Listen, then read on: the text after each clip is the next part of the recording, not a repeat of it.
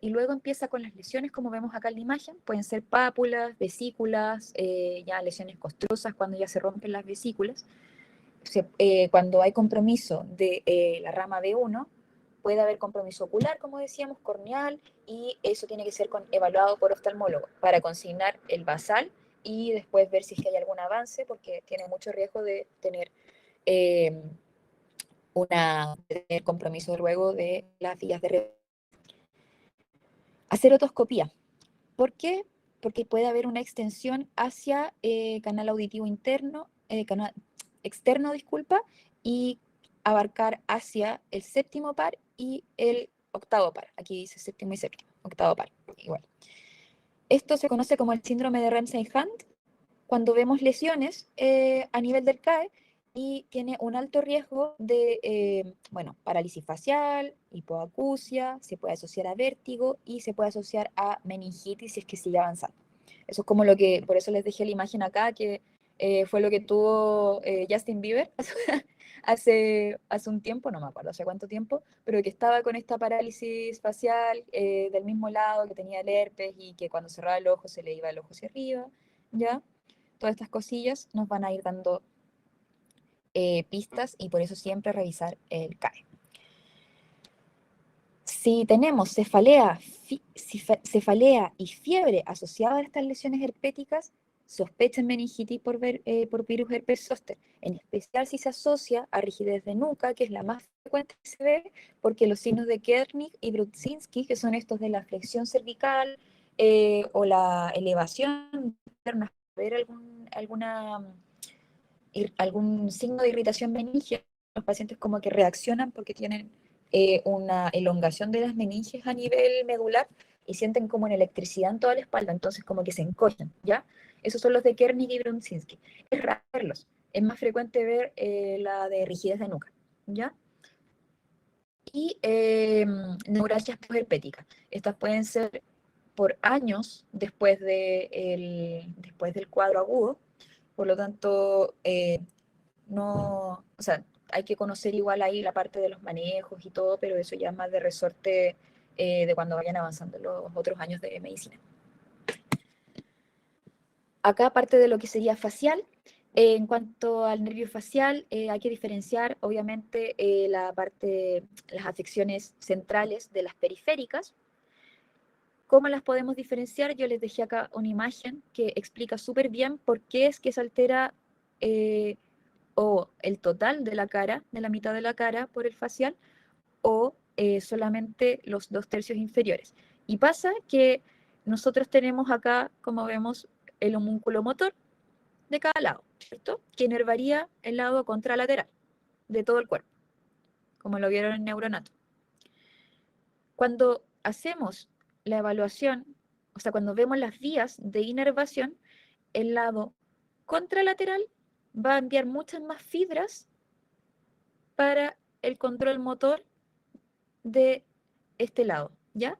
El hemisferio contralateral va a mandar muchas más vías que el ipsilateral. Entonces acá hay una carga mucho más del lóbulo contrario. Y de ahí ya se van las fibras y llega acá. Y eso especialmente con los tercios, con el tercio, disculpa, con el tercio, 2/3 inferiores, eso. Y acá cuando vemos el control de la rama superior, esta tiende a tener una inervación mucho más bilateral, ¿ya? Tercio superior tiene un control bilateral, los 2/3 inferiores mucho más contralaterales. Entonces, cuando tenemos afecciones a nivel cortical, vamos a perder mucho más la información de los 2/3 inferiores. Y como tenemos el ipsilateral conservado y llega más información para este tercio, ese se mantiene activo. Pero como estos ya acá se unieron las fibras ipsilaterales y contralaterales, y si nosotros cortamos acá, ahí ya no llega información a ninguna parte de la cara. Y por eso queda la parálisis completa. Tiene un recorrido igual bastante largo, con varias referencias anatómicas va a nivel pontino, hace esta rodilla alrededor del sexto par que habíamos hablado, ¿cierto? Después se mete, ingresa por el canal auditivo interno, junto con el octavo par, llega hasta el ganglio geniculado, que estaría acá, y ahí hace la división, y se va hacia superior e inferior. Y acá da las ramas de la cuerda del tímpano, que va a ser la asociada al gusto, que son los 2/3 anteriores de la lengua, y el estapedio, que se asocia a tinnitus. Y por eso mismo, cuando hay parálisis faciales, podemos ver alteraciones de esto mismo según el nivel que está afectado. Y llega al foramen estilo mastoideo, que sería el que está acá retroauricular, y ahí después sale y atraviesa la parótida sin inervarla, porque la inervación va a ser del 9. Y las funciones, como ya dijimos, sería la motora voluntaria. Esto acá, bien importante, incluye el platisma, que sería acá a nivel más cervical. Por lo tanto, cuando hay una parálisis facial y queremos objetivar que sea realmente una parálisis facial y no algo más conversivo, tenemos que evaluar el platisma. Si el platisma tampoco se contrae, tiene un territorio realmente del par craneal 7. En cuanto a las parasimpáticas, tiene inervación hacia las glándulas lacrimomuconasales y las salivales, excepto la parótida, por lo tanto puede haber seroftalmia o sequedad ocular y serostomía o sequedad de la cavidad bucal. La sensorial del gusto, por eso cuando hay parálisis faciales del mismo lado pueden sentir un sabor metálico, por ejemplo, le preguntamos a los pacientes, y también las inferencias hacia el reflejo ciliar y corneal desde B1. Acá, cosas de descripción. Cuando tenemos una parálisis facial, hay varios errores que siempre se cometen en urgencia, que no se dice asimetría o desviación de la comisura labial a derecha o izquierda, porque eso siempre va a confundir, siempre, siempre, siempre. ¿Por qué? Porque nosotros tenemos la pérdida de la inervación de este lado, ¿ya? Esta es la que se sigue contrayendo, por lo tanto se va la comisura para allá. Entonces, cuando la gente escribe, los doctores escriben desviación de la comisura, muchas veces se confunden y piensan que esta es la comisura afectada, por lo tanto, esa es dicen, esta fue la que se desvió, por decirlo así. Pero en realidad se desvía esta. Entonces, cuando incluso los mismos neurólogos, cuando después llegan y evalúan, o sea, ven lo que se anotó por la evaluación en urgencia de un paciente, no queda claro al final porque no lo evaluaron en ese momento, entonces solamente pueden confiar en lo que se escribió y no saben si al final la parálisis era derecha o izquierda. La forma de anotarlo para evitar cualquier tipo de confusión es disminución de surco nasogeniano, que es el surco nasogeniano que tenemos acá y acá, el que está paralizado no se ve. Entonces, disminución del surco nasogeniano a derecha e izquierda y ahí nadie se confunde. Cuando son periféricas, la parálisis de toda la hemicara, ¿cierto? Se va a asociar, por lo mismo que dijimos, se puede ver con serostomía, el tinnitus, hiperacusia por la inervación del músculo estapedio, el dolor retroauricular, porque a veces cuando está saliendo el nervio acá, está inflamado y puede doler un poquito, y la digeusia. Son las típicas como descripciones en la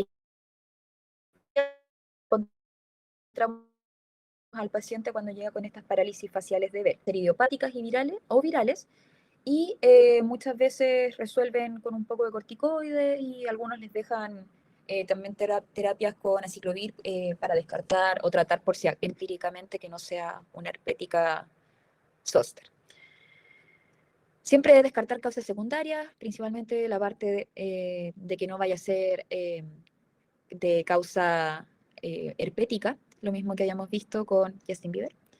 Este es el signo de Bell que les mencionaba antes, que cuando el paciente cierra los ojos, hay una elevación de la mirada, porque es como se debería ver en realidad cuando nosotros cerramos hacemos la oclusión ocular. Entonces, como acá no cierra completamente porque no se contrae el orbicular del ojo, no es que haya una disfunción del elevador del párpado, acá se ve ese signo. Y cuando se van recuperando los pacientes, asociados o no a lágrimas. Cuando deja de funcionar este nervio, empiezan a hacer ramitas nuevas y pasan a inervar hacia otros lados o hacen conexiones con otros nervios, y cuando se activa, por ejemplo, para sonreír, se le contrae acá de forma aberrante, ¿ya? Eso es cuando se recuperan y los nervios empiezan a generarse conexiones aberrantes. Y en biparesias faciales, que así se describe, no es parálisis bilateral, es biparesia, digamos,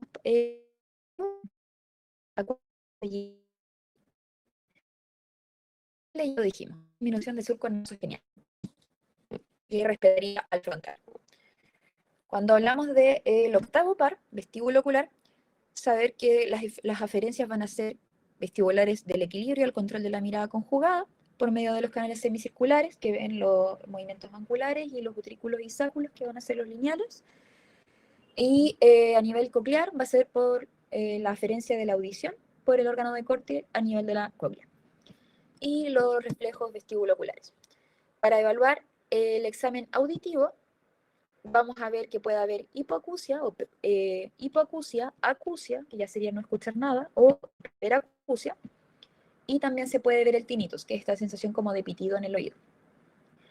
Siempre evaluar primero con otoscopía para ver que no haya ningún cuerpo extraño a nivel del canal auditivo externo, que esté el tímpano indemne, que no haya inflamación, cosas que nos vayan orientando a las causas y por qué también puede estar escuchando menos. Y hay diferentes tipos de evaluación de la audición ya dirigida. Sería la manual, que nosotros podemos, por ejemplo, frotar un cabello a cada lado del oído con el opuesto ocluido, que el paciente nos diga si escucha lo mismo o no.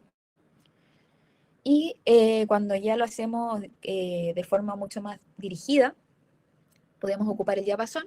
El diapasón generalmente el más habitual que se ocupa es el de 125 Hz. Vamos a un detalle rosa.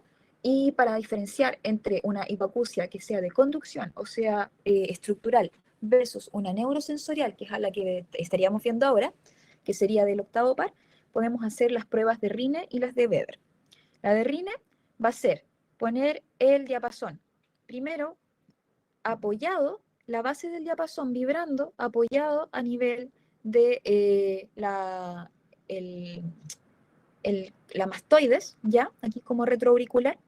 El paciente va a escuchar una vibración.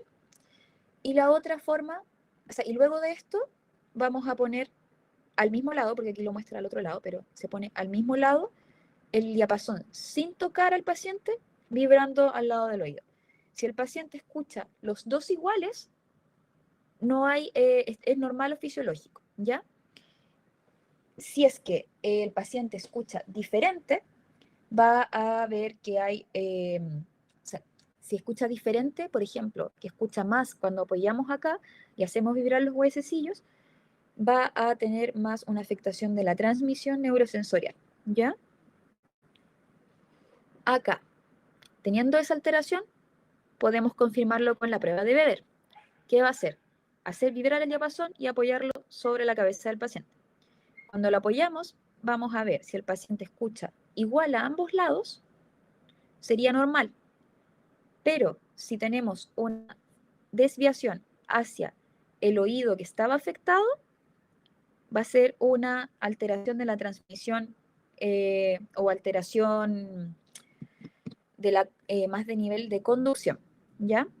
Si tenemos una desviación hacia el lado del oído que estaba escuchando bien, es una alteración, no, disculpa, se los dije al revés. Si escuchamos bien a nivel del oído que estaba alterado, va a ser conductiva, y si escuchamos bien hacia el lado que estaba alterado, no escuchamos hacia el lado alterado, va a ser ya de causa neurosensorial. Y acá les dejé la tablita. Entonces, conducción versus neurosensorial, ocupamos el diapasón, ¿cómo se va a ver? Si lateraliza diferente.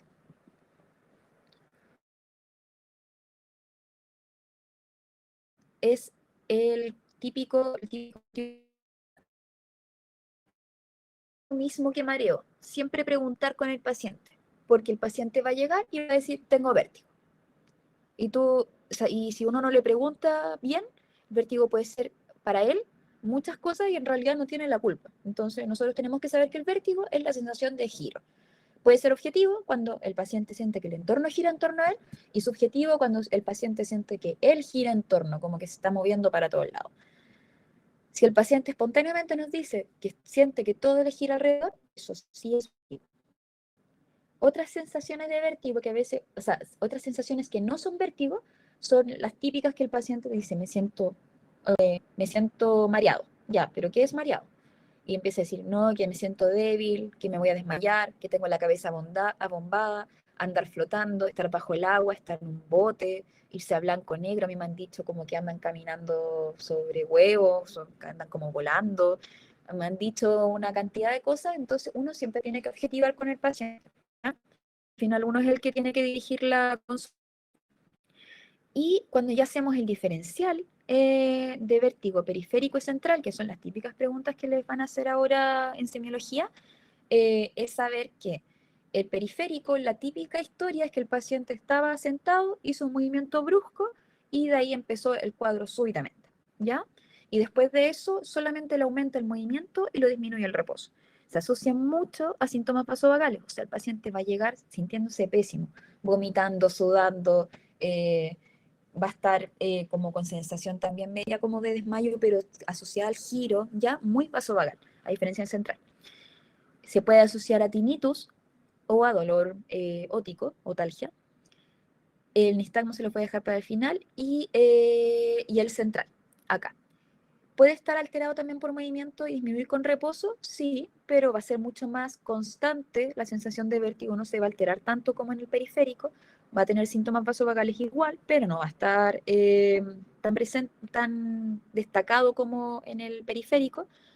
Y los síntomas asociados siempre buscar, en cualquier tipo de vértigo que les llegue, busquen signos de piramidalismo, que van a ser estos como hipertonías, que haya algún signo de un reflejo cutáneo plantar extensor o Babinski, que hayan pérdida de fuerza asociada o las muy conocidas, las Ds mortales o las deadly Ds, que van a ser diplopia, disartria, diplopia visión doble, disartria, dificultad para articular la palabra, disfagia, dificultad para tragar, dismetría, que sería más al examen de cerebelo, que va a ser esta descoordinación para hacer, por ejemplo, los exámenes de tocar la punta de la nariz y tocar la punta del dedo del doctor, y disestesias, que esto nos pueda orientar a que haya una lesión a nivel del tronco, que sea un accidente cerebrovascular, por ejemplo, un tumor, etcétera, esa sea la causa del vértigo y sea central. Si están presentes estas, al tiro, imagen o ya derivar a neurólogo. El nistagmo, acá. Esto es lo que les quería decir. El periférico va a ser siempre horizontal y unidireccional y va a responder a la ley de Alexander, ¿ya? La ley de Alexander es cuando el paciente, nosotros le evaluamos el nistagmo, que mire hacia un lado, ¿ya? Va a tener el movimiento rápido, como en cierta intensidad, y después le vamos a hacer mirar hacia el otro lado y va a ser mucho más fuerte la intensidad del nistagmo. Si este nistagmo es más intenso hacia el lado que tenga la batida rápida, esa es la ley de Alexander, ¿ya? O sea, el nistagmo aumenta hacia el lado que está afectado al vestibular.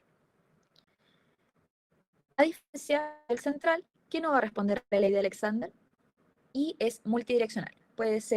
Eh, puede tener aumento de intensidad a derecha, izquierda, superior e inferior, puede tener movimientos incluso un poco rotatorios, ¿ya? O en diagonal, pero siempre en nistagmoideo. Lo otro es la prueba de Hinz, que es para orientar más hacia un nistagmo periférico, que la vamos a ver en la silla, y la de Bani o Unterberger. Acá tenemos las pruebas, la de Barani, la de Unterberger, Unterberger, disculpa, son bien parecidas. Acá evaluamos que el paciente con los ojos cerrados, en este caso queda sentado bien al borde de la camilla, o esta que está marcando en el lugar, extiende los dedos, el doctor extiende los dedos también, y lo hacemos ahí mantenerse.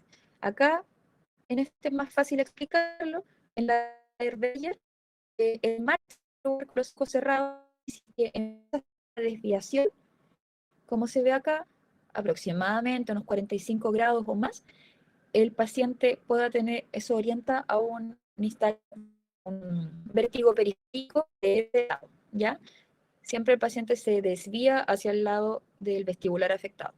Y las pruebas de Romberg, que son estas donde el paciente está de pie con los pies juntos, cierra los ojos y empieza a lateralizarse hacia un lado al otro. Cuando los pacientes, por ejemplo, tienen alteraciones también de la propiocepción o de como la ubicación en el espacio por ya sea lesiones sensitivas o medulares completas, por ejemplo, en una neurosífilis, o, por ejemplo, lesiones como las neuropatías diabéticas, esas igual se pueden ver alteradas en el Romberg, ¿ya? Porque el paciente cierra los ojos y ya pierde la información visual de dónde está parado. Entonces, como no llega la información sensitiva desde antes, también pueden desplomarse, ¿ya? El nistagmo son los movimientos oculares lentos y rápidos opuestos, como habíamos hablado. Está el grado 1, grado 2, grado 3. El grado 1 es solamente la mirada en dirección hacia el nistagmo, está presente. Cuando está en grado 2 es cuando el paciente tiene la mirada central y aún se mantiene el movimiento. Y en grado 3 es cuando ya la mantiene en la dirección, en central, y cuando incluso mira en dirección contralateral al nistagmo, aún se mantiene, ¿ya? Eso puede ser a nivel central, puede ser a nivel periférico, para más que nada cuantificar la intensidad del nistagmo. Cuando hacemos la evaluación, hay que recordar que la fase rápida va a ser hacia el calor o al estímulo, la dirección. Entonces siempre está esa como mnemotecnia que dice el nistagmo escapa del frío y de la muerte. Y recordar que el control de la oculomotilidad habla sobre preservación cortical. Vemos acá el control voluntario, que sería esto de las miradas desviadas, ¿cierto? A lesión o a puesto, como le hemos hablado, y los nistagmos optokinéticos o por lesiones parietoccipitales, que era esto de cuando está ese movimiento rápido que es al mirar hacia afuera en un buzo 1 metro, y que eso se puede evaluar también con diferentes estímulos en un paciente, y en lesiones parietales se puede ver ausente. El reflejo vestibular ya lo hablamos ayer, así que se los voy a dejar para que lo revisen, pero recordando siempre que el signo alterado va a ser el de ojos de muñeca, en que el paciente, cuando lo giramos rápido, no va a hacer este ajuste o lo va a hacer de forma demorada hacia la mirada hacia nosotros, y eso habla sobre el lado a donde debería desviar la mirada, o sea, como en este, más que nada para que lo entiendan bien. Acá, esta vestibular está bien, este lado. Entonces, cuando yo desvío hacia allá y los ojos van a mirar hacia el lado del vestibular que evalúo, está bien. Pero si está alterado,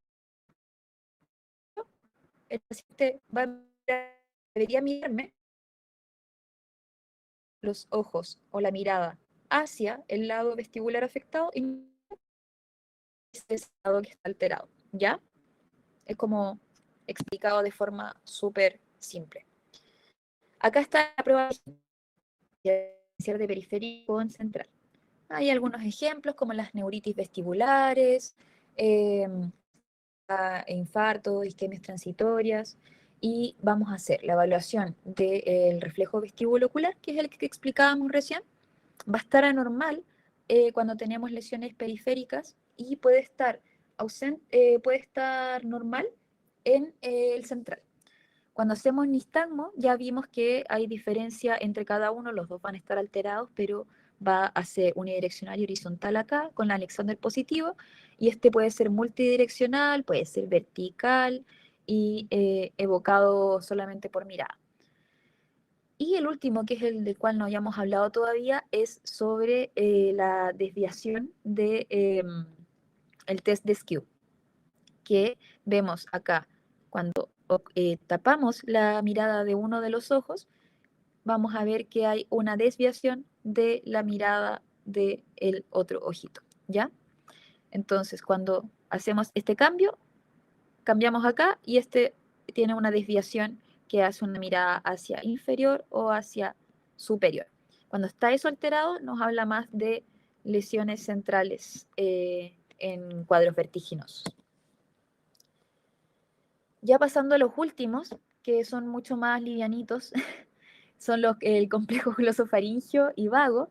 Esto tiene diferentes relaciones anatómicas, que pasa por el foramen yugular, el paquete vasculo nervioso cervical, o sea, con la yugular, la carótida interna, El nervio de Hering va a ser parte del noveno par y que participa en los varoreceptores del seno carotídeo. Y las asas de los nervios recurrentes laringios, que son los que van a dar esta vuelta y también tienen relaciones anatómicas importantes, son del vago. El derecho da esta asa o vuelta a nivel subclavio y el izquierdo, que es más importante, da esta a nivel del arco aórtico. Tienen diferentes funciones. Lo único que no tiene el vago, que sí tiene el glosofaringio, es la sensorial, porque tiene el gusto del tercio que faltaba de la lengua, o sea, hacia posterior. En sensitiva, tiene una importante función a nivel de reflejo nauseoso, donde el reflejo va a ser aferente o sensación, va a ser por el lado del glosofaringio, y la respuesta motora va a ser por los constrictores de la laringe, que va a ser del vago, ¿ya? Entonces, estimulamos el glosofaringio, pasa por el bulbo y llega a el vago y hace esta contracción del reflejo nauseoso. En cuanto a la motora, también tiene un poquito de constrictores de la laringe y parasimpáticas. Tenemos el seno carotídeo y la glándula parótida por el lado del glosofaringio, y el vago, que tiene el resto de todas las funciones parasimpáticas, desde mediastínico hasta el mesentérico superior. Hasta el mediastínico superior, mesentérico superior, que es de el intestino delgado y parte del grueso.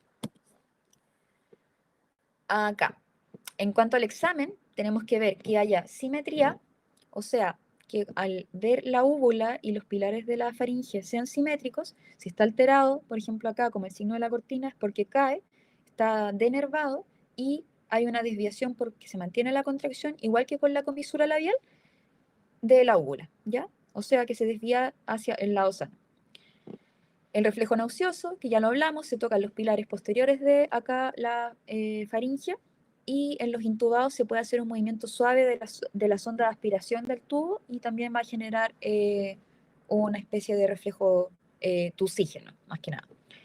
Se caracteriza por disfagias gilógicas, o sea que tiene peor tolerancia a líquidos que sólidos, y cuando hay alteraciones de las cuerdas vocales, que es más por el nervio vago, va a haber una voz bitonal o disfonía, ¿ya?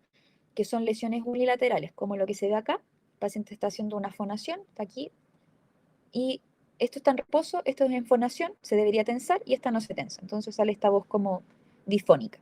Cuando es afónica es porque hay una apariencia de las cuerdas vocales bilaterales, y eso ya es muy raro. Entonces cuando las personas dicen, no, estoy afónica, no existe. O sea, tendría que tener una parálisis bilateral. Y el síndrome de Wallenberg, que son también asociados a las Deadly Deeds que habíamos hablado, son sospechas de lesiones a nivel vulvar y cerebeloso, y se asocia a disfagias ilógicas, disfonía, hipo, que no cede, sin bulto, hipoestesias trigeminales, síndrome de Horner, cerebeloso o atáxico. Y cuando son contralaterales, si se pueden asociar a, en los hallazgos contralaterales, a hipoestesia termoalgésica. El accesorio tiene las funciones más que nada motor. Tenemos acá raíces que van desde cervical, desde C1 a C4, A4, C5, ahí recién se unen con el par craneal 11 y bajan, y dan los ramos a través del foramen yugular, para el esternocleidomastoideo y el trapecio. ¿Cómo evaluarlo cada uno? Aquí están las imágenes. El esternocleidomastoideo también, muy importante, porque típico que pacientes funcionales o conversivos nos pueden fallar en esta prueba, que es que el lado afectado no va a poder empujar hacia el lado contrario. Nosotros le pedimos al paciente que la firmamos acá en el mentón, le decimos que gire la cabeza a contrarresistencia, y hacia el lado contrario es donde no va a poder, ¿ya? Porque es el vientre anterior aquí el que se estaría contrayendo. Si el paciente lo hace hacia el otro lado, o sea, si el paciente lo logra hacer, está conservado el esternocleidomastoideo. Y en cuanto al músculo trapecio, que sería la porción superior, hacemos un movimiento de elevación de ambos hombros, como diciendo no sé, y va a ser cuando hay una debilidad o una paresia por el accesorio, no va a poder elevar el mismo lado del hombro. En unilaterales pueden ser traumáticas y atrogénicas, y cuando son bilaterales asociadas a extensores del cuello, como en síndromes de cabeza caída, se asocian más a cuadros inflamatorios o autoinmunes como el Guillain-Barré, miasténicos o miopatías. ¿ya? Y súper importante porque cuando lo vemos asociado a que no puede haber flexión hacia tórax o hacia dorsal del cuello, hay que vigilar la protección de la vía aérea. El paciente puede aspirar y son factores predictores de riesgo de intubación. Y el último, que es el hipogloso, es el motor de la lengua, inerva todos menos el genio gloso. En cuanto a el examen, en cuanto a importancia de esto, es porque las lesiones centrales se desvían generalmente ipsilateral o hemiparesia espacio-brachiocrurales, y el examen va a ser en reposo y en protrusión. En cuanto al reposo, cuando el paciente todavía no protruye la lengua, vemos la apariencia, que si está simétrica, si la atrofia está bien, a diferencia de cómo se ve, por ejemplo, acá en un paciente con ELA que está atrófica, bilateral. Acá está atrófica a un lado, que sería el lado que está denervado. Si está depapilada, por ejemplo, que esté muy lisa o deshidratada por ejemplo, déficit de B12, el color, la hidratación y lesiones asociadas. La posición, si está centrada o desviada, aquí va a estar desviada al lado sano. Y en movimientos anormales, que puedan verse, por ejemplo, como fasciculaciones, que generalmente van a ser mayores a lateral, que son se describe como una bolsa de gusanos literalmente, y que va a hablar sobre lesiones periféricas y no centrales. Y cuando le pedimos al paciente que protruya la lengua, vamos a ver si es que primero la puede protruir, porque en pacientes que tengan ELA no pueden protruir la lengua, incluso este paciente la está protruyendo un poco, en los otros pacientes literalmente solo como que levantan un poco la lengua y no pueden más. La posición, en este caso, cuando la protruyen, va a cambiar la desviación de la lengua. ¿Por qué? Porque tenemos el protrusor de la lengua, que es el que actúa con el hipogloso, y al lado que está bueno va a actuar, y como el otro no está protruyendo, se va a desviar hacia ese lado, se achica hacia ese lado. Y las atrofias se ven cuando son mucho más de larga data las denervaciones, no inmediatas. Y movimientos anormales. Generalmente se puede ver temblores leves y simétricos en los pacientes cuando están en protrusión de la lengua, por eso uno siempre lo evalúa primero en reposo, ¿ya? En especial en personas que sean medias como ansiosillas y temblorosas. Y puede asociarse a disartrias leves, obviamente porque no va a poder mover bien la lengua, y no hay que confundirlo con las desviaciones por las parálisis faciales. ¿Por qué? Porque como tenemos la desviación de la comisura, ¿cierto? O la disminución del surco nasogeniano, nos da la impresión de que está desviada la lengua, y es porque en realidad está desviada la boca. Acá una tablita de resumen de algunos síndromes que fuimos mencionando alrededor de la presentación. Acá, cómo sería la descripción de un examen normal en cada uno de los nervios que fuimos hablando, ¿ya? Que es como la descripción habitual neurológica, y lo mismo, bibliografías base y las mismas apps que les hablaba.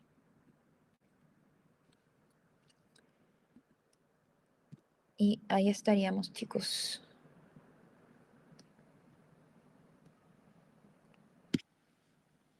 A ver. Ay. Ya. Lo del lipus, mira, el lipus es cuando hacemos un movimiento de va y ven en iluminación en un ojo y luego en otro, como les decía, en un tiempo especie como de vals, que sería 1, 2, 3, 1, 2, 3, 1, 2, 3. Entonces uno ve una reacción, ¿cierto?, de la pupila, hace una miosis. Y después, cuando lo dejamos de iluminar, hace midriasis, ¿cierto? Entonces, si yo voy cambiando, veo miosis, y acá dilata, ¿cierto? Miosis, miosis, así voy cambiando. Pero de repente, si yo me quedo, después de un rato de hacer eso, iluminando solo un ojo, el ojo la pupila va a ser como una especie de rebote, como miosis, midriasis chiquitita, así como que crece y se achica, crece y se achica. Y eso es normal, ¿ya? La cosa es que sea a los dos lados y sea simétrica. A ver, otra duda. Cuando se observa parálisis facial, ¿solo ocurre en el tercio superior o en los 2 tercios inferiores independientes uno del otro? Mira, cuando es periférico, ocurre en los 3 tercios, ocurre en la mitad de toda la cara, ¿ya? Cuando ocurre a nivel central, en el único lugar que no ocurre es a nivel frontal. Entonces, uno lo que le pide al paciente levante las cejas, Se arrugan los dos frontales, ya. Está respetado y puede ser central. Tú le dices, cierra los ojos fuerte y ves cómo se arrugan los ojos, y los cierra bien también, y luego muéstrame los dientes. Y demuestra los dientes y se hace el uso con nasogeniano. Y ahí diferencia si es o no periférico central. El periférico afecta al frontal.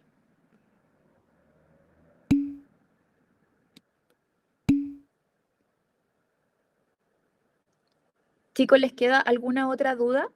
De todas formas, ahí, bueno, pueden hablar con la delegada y me pueden enviar ahí si tienen algunas dudas, por último, todas juntitas o no sé.